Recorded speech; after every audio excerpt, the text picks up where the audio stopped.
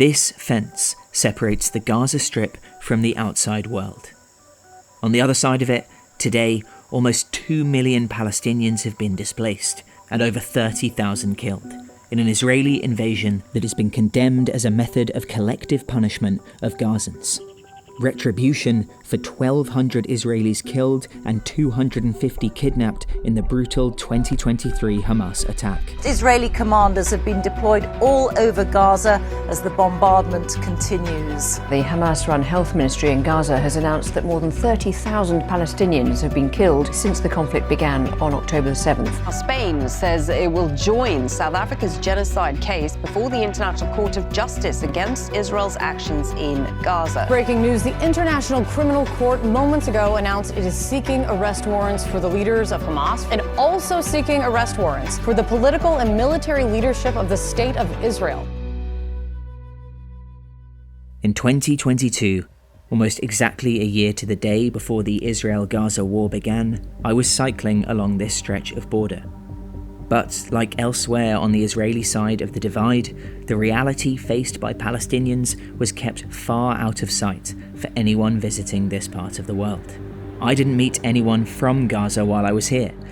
Israel, along with Egypt, heavily restricts the movement of people and goods in and out of the Strip as part of a decades-long blockade. While Israel withdrew its troops and settlers from Gaza in 2005, as a result of this blockade, the UN still considers Israel to be an occupying power in Gaza. So it wouldn't be until I returned home from this journey that I finally got in touch with someone who grew up in the Strip.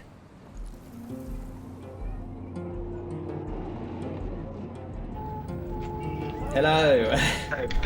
Hi, Basem. How are you? This is Basem. He lives in London now, but spent his childhood in the Gaza Strip and left several years before Hamas came to power. The Gaza Strip, 25 miles long and only 5 miles wide, is one of the most densely populated areas in the world, although this is not so obvious until you visit its refugee camps. Gaza is a very beautiful city, well-connected community. People love each other. You have lots of refugee camps, and those people in the refugee camps came from villages and towns surrounding Gaza after 1967 and 1948. This one contains 40,000 refugees, and there are 7 more like it throughout the Strip. I was born in Jabalia, which is north of Gaza. I grew up in a family of 11. We are all 9 brothers and sisters. My mom and dad came from a small village called Simsim, which is almost 10 kilometers away from the borders of Gaza, which is surround Gaza. They left due to the replacement of the Palestinians and the suffering happened in the Nakba.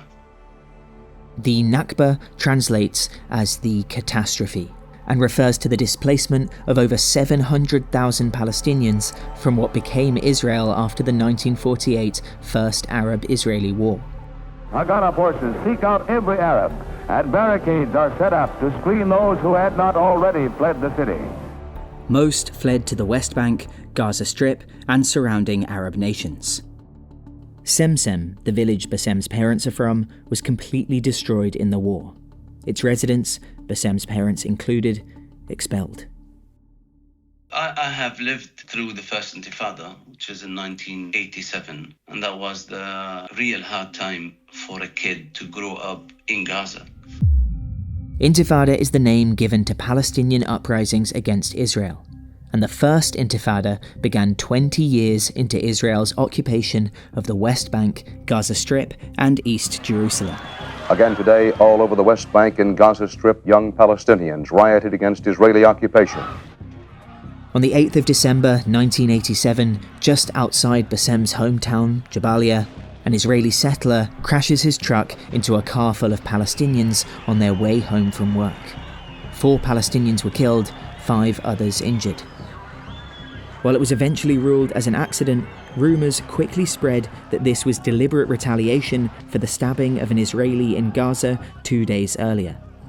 Either way, after the funeral for the victims, protests spread throughout the occupied territories. Palestinians hurled rocks and Molotov cocktails at Israeli security forces, earning it the nickname the Stone Intifada. The simple thing to say, it was a military occupied city. So we don't have civil institutes. We always have an army who rules Gaza, you know?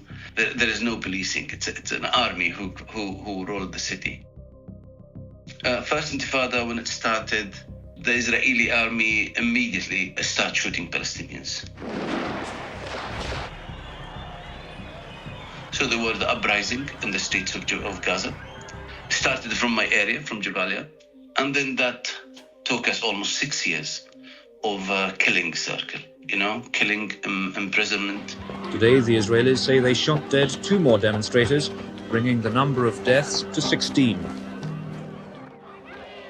In the unrest, 1,550 Palestinians were killed, 70,000 injured, and 18,000 detained for long periods of time without charge or trial. Around 200 Israelis were also killed. We couldn't go out of home after 8 p.m. We couldn't go out of home before 8 a.m. And that's the life circle in Gaza for years. That's in the first Intifada. Imagine a whole nation of 1.5 million or 1.3 million living in a curfew for 5 years or 4 years. Education circle was affected because basically they were always coming to our schools. They were always throwing tear gas when you are 12 years and 11 years and 10 years facing tear gas bombs on a school, rubber bullets in the kids, in the children. That's not a childhood. They are using guns. They're shooting us. They're killing us. They're depriving us of our rights. If we want our freedom, we have to fight for it, and that's what we're doing. We are not people who are doing something wrong. We want them to see that we are fighting for something that any other person would do. It's a basic right that anyone should have. We didn't have, as you could say, an activities for a kid or a child run by a state or run by a council or run by a school or run by something, because the military occupation wouldn't allow it. Were there any moments where you felt free of it in your daily life? Never.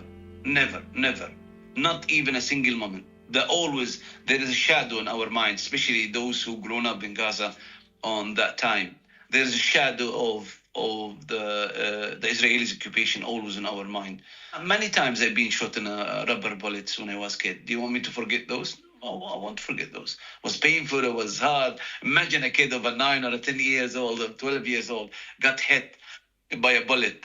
Even if he grows in 60s or 70s, he wouldn't forget it.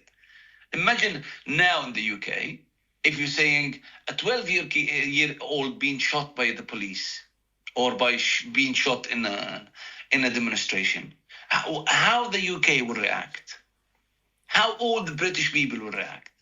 So that's what we faced. I'm telling you, rarely you will find of my age or of my generation from the first Intifada was not affected, directly hit by the Israelis at that time. We had a say at that time, there is no one house in Gaza lacking of one injury or one martyr or one prisoner.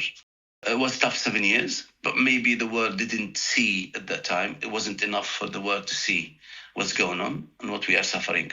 So 1993, the peace process, Oslo Accord came in place. Once the agreement will be implemented, no longer will the Palestinians reside under our domination. Things start to change. The Palestinian Authority came back to Gaza. We thought that maybe we will have our own state, we will have our own determination. And the Palestinians, they are working people, so they start working immediately of building up Gaza. And it didn't stay for long. It was a few years, 5-6 years, before the massacre in Hebrew started by radical Israelis who have killed people who pray in the mosque. And then things rapidly got worse. The Hebron massacre Basem is referring to took place on the 24th of February 1994. At this mosque in Hebron's centre, an Israeli settler extremist and member of the IDF shot and killed 29 Palestinian worshippers and wounded another 125. It was one of several violent attacks and atrocities perpetrated by both Israelis and Palestinians that strained the Oslo Accords and fomented a lack of trust between Palestinians and Israelis. More than 2,000 Hamas followers rallied on the 4th anniversary of the massacre. They carried mock coffins representing the failure of the UN Security Council, the injustice of Israeli law and the death of the peace process. The following year, Yitzhak Rabin, the Israeli Prime Minister who'd signed the Oslo Accords, was shot dead by an Israeli ultra-nationalist assassin who opposed the peace process. I'm very shocked for this awful and terrible crime against one of the peacemakers. By 2000, the Oslo Accords had essentially collapsed, and the second Intifada was fast approaching. Things collapsed. We lost it all in a day, in a night.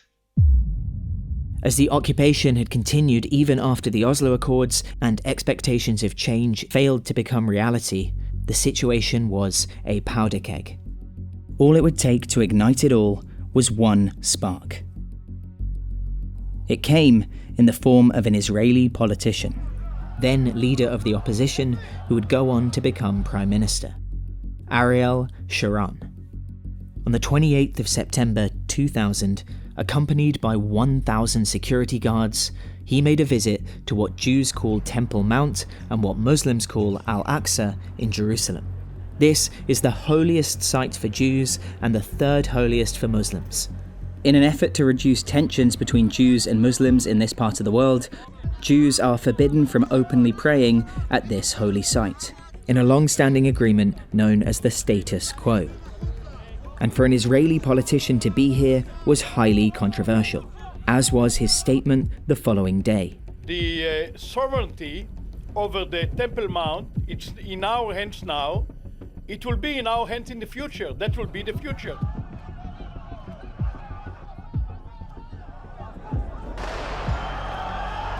Riots erupted and once again spread across the West Bank, East Jerusalem and Gaza Strip.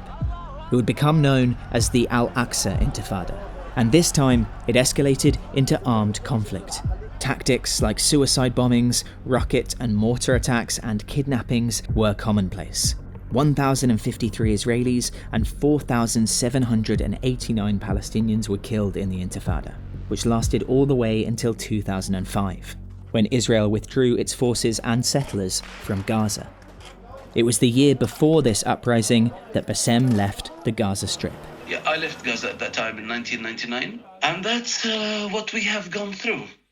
Since 2000, majority of the youth asking the question, what is the future? Where is the job opportunities? Do they have a dignity like any human on earth? I think the Israelis have insisted to put the pressure on each Palestinian, from a kid to an old man. They don't want us to have a dignity. They want to normalize that we are a different creature than others. We are a lower grade than others, which is, you can't convince in a very educated nation that you can emphasize such a standard on them. They won't handle it. I'll be honest with you, Terran.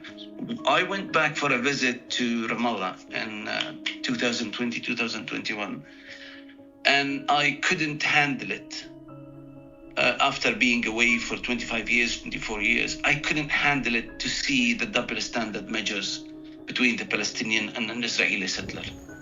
I couldn't handle it that an Israeli guy who had drive a pickup car with the Israeli platform, comes across in a settlement from a big gate, opens to him with an army guard him, while the Palestinians are queuing in small cars outside trying to cross, and then a soldier of 18 years or 19 years stopping those people for a normal settler to cross. So I felt I'm not even a second-class citizen, I'm a third-class citizen. Not even a third-class citizen, I am no matter for no one. It will be very hard for my kids from the UK to go live there and feel for the first time they are not equal as others. When you left Palestine and you came here, you've been shot by rubber bullets and you've got these memories of soldiers and police and stuff. Yeah. Today, when you see law enforcement or a soldier or something, I still panic. I still have that fear, you know what I mean? Even when I travel, even though due to my business or my work, I traveled a lot. I still can't be a natural, normal person like others.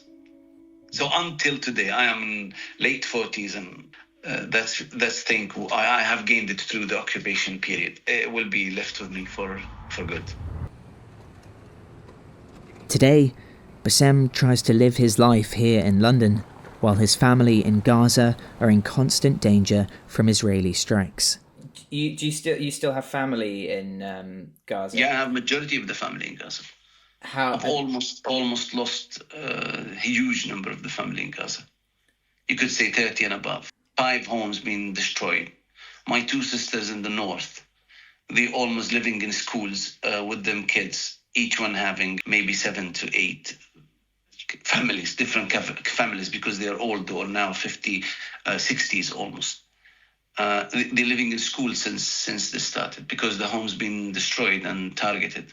We stopped to ask, if we call any of our families in Gaza, we don't ask them, how are you? We know. We feel it when we speak to them that they have no choices. And can you imagine, have you ever spoke to somebody who has no choices, Tiran? We did every day. How is it feeling like? Feeling like we have lost a life as well, ourselves. But it's not fair to ask about us. It's not fair even for us to ask to answer something about us. It doesn't matter. Like what we know, what they are suffering, it's indescribable. Have you had time or space to kind of grieve the people you've lost while that's going on? No, we didn't have this opportunity. We didn't have this chance. Okay, I'll tell you something else, Tiran. The pain the Palestinian going through, the least painful for the Palestinian, but the most should be painful for humanity, for each human on earth, because that's a shared responsibility. Since this land, apartheid or ethnic cleansing, since long I'm talking about, and the superpower in the world who have shaped the whole globe mentality to reach to this moment that there is one nation have a right to survive and live in security and peace and prosperity, and the other nation has no right in the same spot of land. One person have a right, the other one doesn't have a right. So humanity is responsible for this situation. But if you talk about a Palestinian or the Palestinians, how they feel, I think it's a pain less than the main catastrophe. Here where it comes, the philosophy of sacrificing. So the preferencing between a grieving and painful moment, it doesn't fit in the mind. It doesn't fit. It's not natural. Like you could feel the pain, like somebody else could feel the pain. No, those people in Gaza been suffering pain generation after generation. To identify how painful it is, I can't answer this question. Because it's a circle of pain. It's a circle of unjust and unfairness and dehumanization. And it's a circle of stealing and killing and torturing. And it's a circle of unjust. Gaza been under blockade for 20 years. So, you know what? There is something has to be there. Like there is a solution has to be there. So you can't let the people be forgotten for 20 years. The Gazans, the youth, the women, the kids, they've been forgotten for 20 years. Isn't the time for us to look at them? Isn't the time for us to look at the solution? And don't tell me that you require, or the international community requires something from the Palestinians. We should not be required anything from our side. Nothing. We have suffered enough that you have to give us what we want. Did you understand me? We have suffered enough. So it's the time for everyone on this earth to listen. People who've been suffering, displaced in many occasions, them dignity being humiliated, them kids being jailed and locked in and killed and tortured, them land being stolen, it's time to listen to them. We are a nation, we want our self-determination, we want our safety, we want our security, we want our economy, and we are equal as anybody else. This nation, it's ready to do anything. It's ready to rule itself. It's ready for self-determination. It's ready to have its own state. And let us build our future.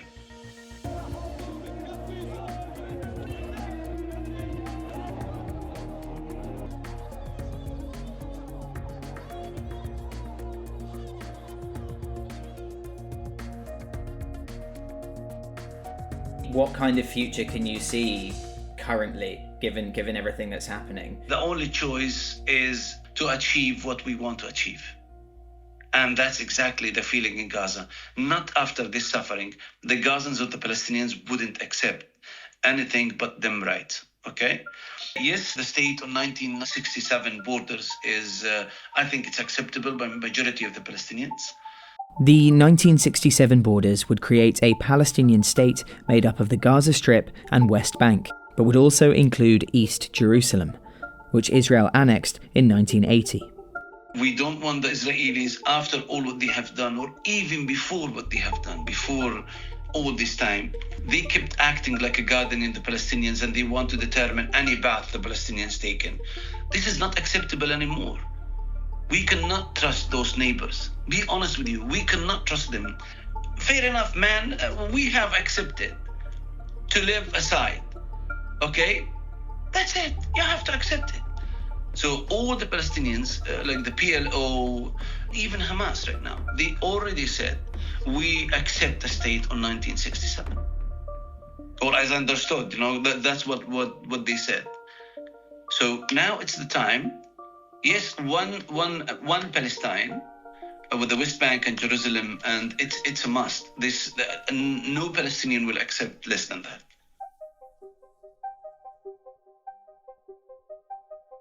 Where for you would you say the line between legitimate resistance and terrorism is? Oh, that's a very complicated question. I would call anything the Israelis army doing is terrorism. Because we feel scared until today. I grown up feeling scared of the army until today. One step in somebody else's land and steal it is terrorism. But for resistance, by the international law, we can resist by any means, as long as we are occupied. Do you think there should be some restraint on at some level, wherever that may be, or do you think any resistance is legitimate? Yes, definitely. I mean, like civilians as civilians. That's if you wanted this answer.